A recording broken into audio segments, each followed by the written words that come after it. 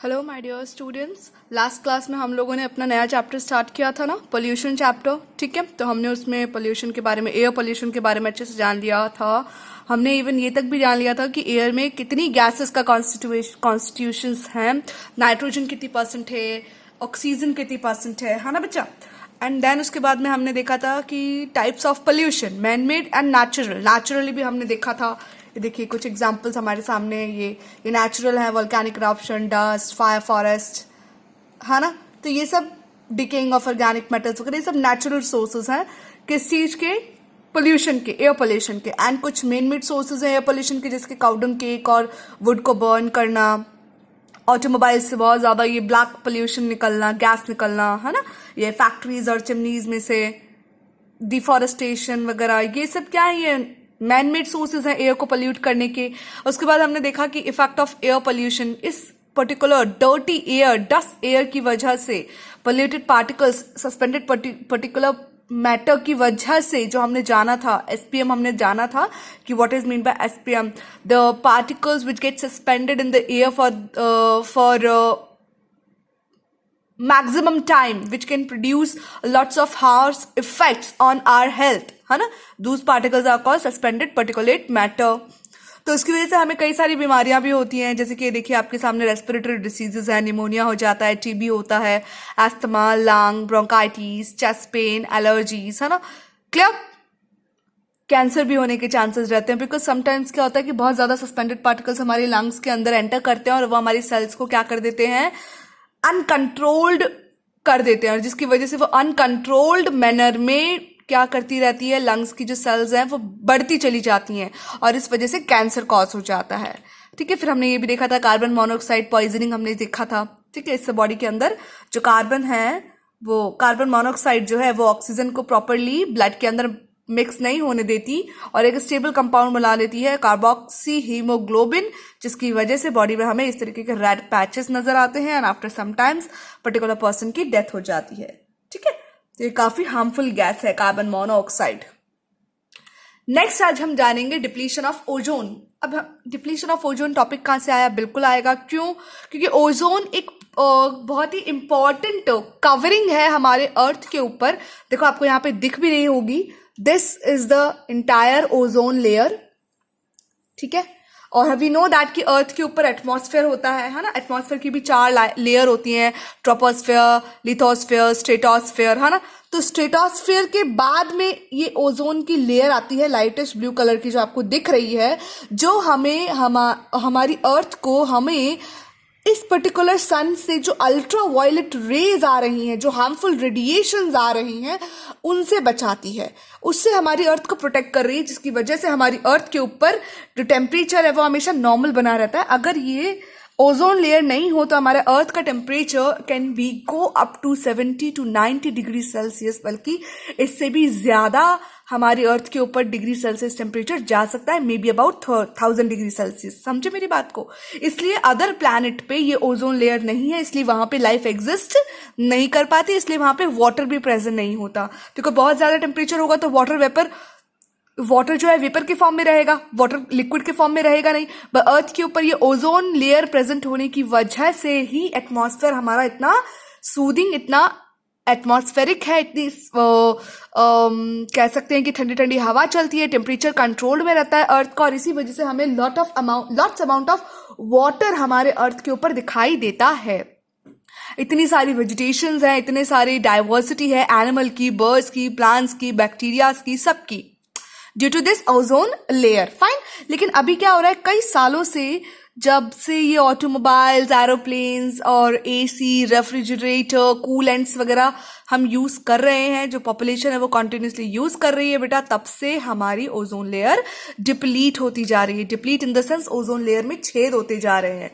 ठीक है, तो यू हैव टू लर्न कि ओजोन लेयर डिप्लीशन के लिए सबसे इंपॉर्टेंट केमिकल कौन सा है, दैट इज क्लोरोफ्लोरोकार्बन, जिसका की शॉर्ट फॉर्म है CFCs।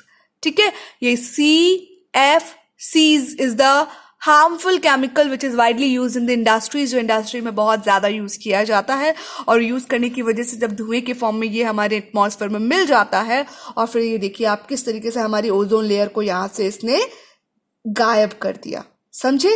बिकॉज CFC कार्बन के अंदर जो क्लोरीन जो होता है, क्लोरीन कंपाउंड जो होता है, मॉलिक्यूल जो होता है, वो इस पर्टिकुलर ओजोन के ऑक्सीजन के साथ, ऑक्सीजन का मतलब O2 है ना, और ओजोन का मॉलिक्यूलर फॉर्मूला क्या है?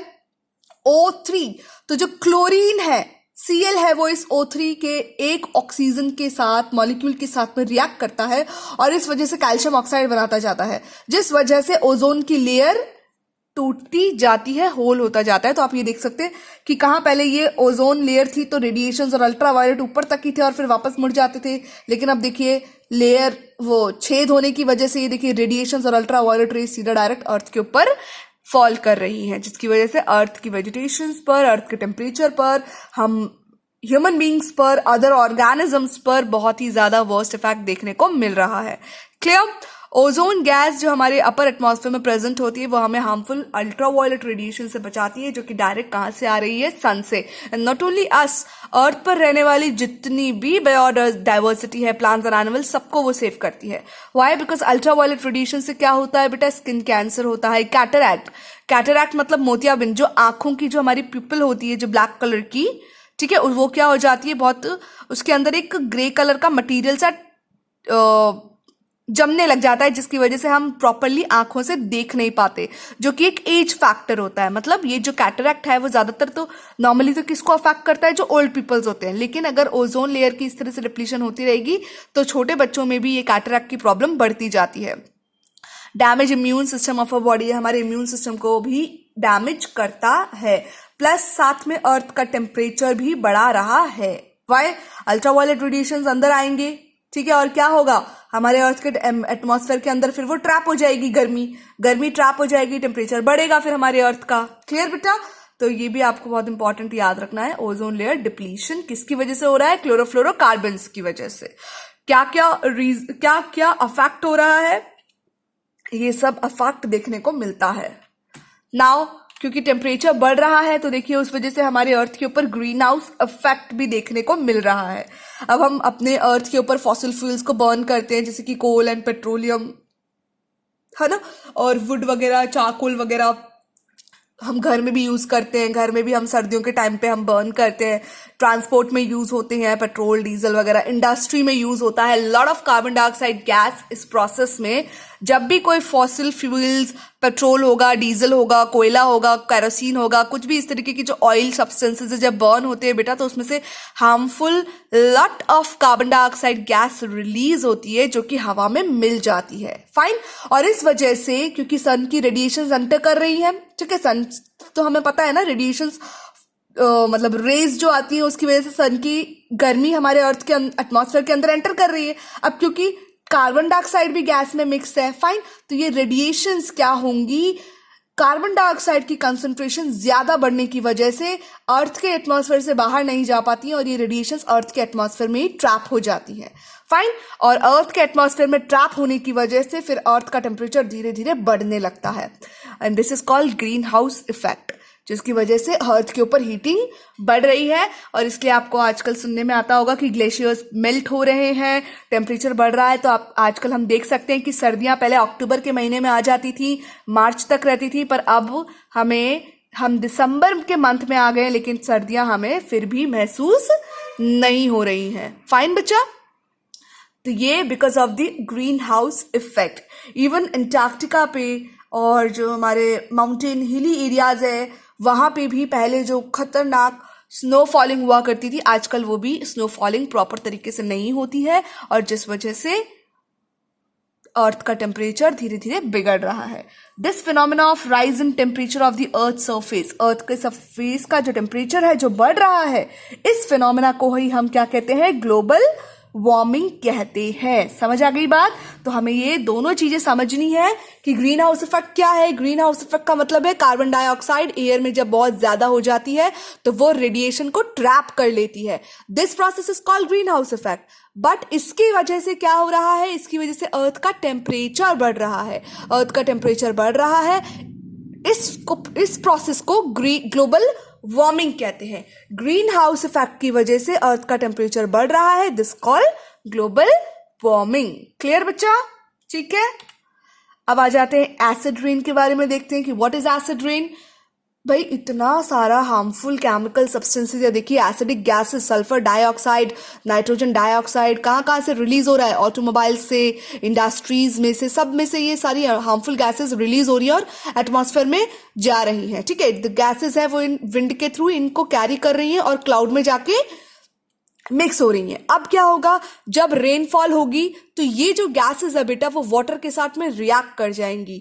ठीक है, जैसे कि ये सल्फर डाइऑक्साइड है SO2, वो वाटर के साथ H2O के साथ में रिएक्ट करेगा और क्या बनाएगा, H2SO4 सल्फ्यूरिक एसिड बनाएगा। ऐसे ही नाइट्रोजन ऑक्साइड NO2 वो वाटर के साथ रिएक्ट करेगा H2O के साथ और क्या बनाएगा, HNO3 निट्रिक एसिड बनाएगा। समझ रहे हो? तो कहा ये पहले डाइऑक्साइड गैसेस थे और फिर देखो वाटर के साथ मिक्स हो गए तो ये क्या बन गए, एसिड बन गए। और इस वजह से ये एसिड के फॉर्म में जो बारिश है वो एक्चुअली रेन वाटर नहीं होता है, वो कन्वर्ट हो जाता है एसिडिक रेन वाटर में और फिर वो कहाँ गिरता है, जमीन पर।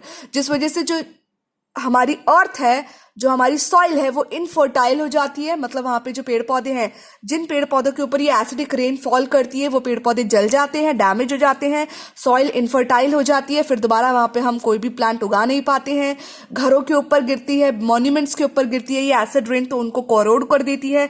जैसे कि आप देख सकते हैं ताजमहल, है ना, इवन ये देख, हाँ ये देखिए आप, ताजमहल की वजह से, आप ताजमहल की वजह से क्या बोल रही हूँ, एसिड रेन की वजह से। आप देखिए ताजमहल बिल्कुल व्हाइट मार्बल का बना हुआ था, बट अब आजकल देखिए वो थोड़ा सा हमें येलोइश कलर का दिखने लग गया है due to the acid rain. Okay बच्चा, ठीक है।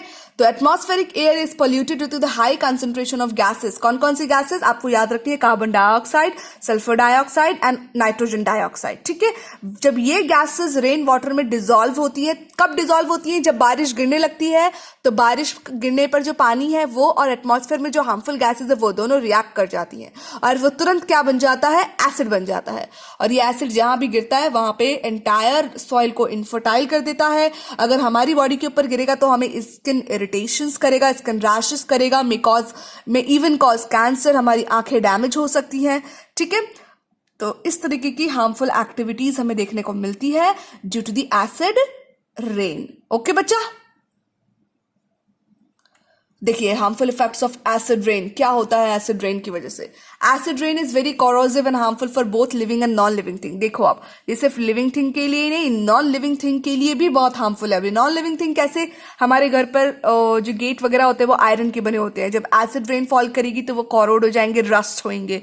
हमारी जो इंपॉर्टेंट मॉन्यूमेंट्स हैं जैसे कि ताजमहल है और भी बहुत सारे हैं ना, रेड में लाल किला है ना, और बहुत सारे जो मॉन्यूमेंट्स है वो भी क्या हो जाते हैं, कॉरोड हो जाते हैं, उनका कलर चेंज हो जाता है। धीरे धीरे जो मार्बल्स हैं, जो पत्थर है वो कॉरोड होने लग जाते हैं, तो वो मॉन्यूमेंट एक टाइम के बाद में फिर टूट के गिर जाता है, जो कि हमारे लिए, हमारे इंडिया के हिस्ट्री के लिए बहुत इंपॉर्टेंट है ना। फिर gradually destroys the living tissues. ये लिविंग टिश्यूज को डिस्ट्रॉय करता है। प्लांट्स के ऊपर अगर रेनफॉलिंग होगी तो प्लांट की टिश्यूज डैमेज हो जाएंगी, प्लांट जल जाएंगे। इवन हमारी टिश्यूज के ऊपर अगर वो रेनफॉल गिरेगी तो हमें कैंसर होंगे, हमें रैशेज होगी, हमें कोई बीमारी हो सकती है। ठीक है, eat up cement, even building के सीमेंट भी खराब होने लगता है। ठीक है, marbles, corrode steels and other metals. Even देखो आप, ये एसिड रेन मेटल को भी रस्ट कर देती है। ठीक है, एसिड रेन देखो old statues and old monuments को डैमेज कर देती है। प्लांट की लीफ फॉल को, प्रीमेच्योर लीफ फॉल, मतलब लीफ प्रॉपरली डेवलप भी नहीं हो पाती इससे पहले, तो वो फॉल हो जाती है और सॉइल को एसिडिक बना देती है। अगर सॉइल एसिडिक बन जाएगा तो क्या होगा, सॉइल अगर एसिडिक हो गया बेटा तो वहां पे हम प्लांट्स को ग्रो नहीं कर पाते हैं। फाइन बेटा, तो हमारा आज का हमने अच्छे से जान लिया कि एयर पोल्यूशन की वजह से क्या इफेक्ट हमें देखने को मिलते हैं, और acid rain, green house effect, global warming and ozone depletion, ये बहुत इंपॉर्टेंट टॉपिक्स हैं, इनको याद रखना। डायरेक्ट क्वेश्चन आता है बेटा, इनको बहुत अच्छे से आप रेडी कर लो। ठीक है, नेक्स्ट क्लास में हम फिर स्मॉग वगैरह देखेंगे एंड देन फिर फर्दर हम हमारा वाटर पोल्यूशन देखेंगे।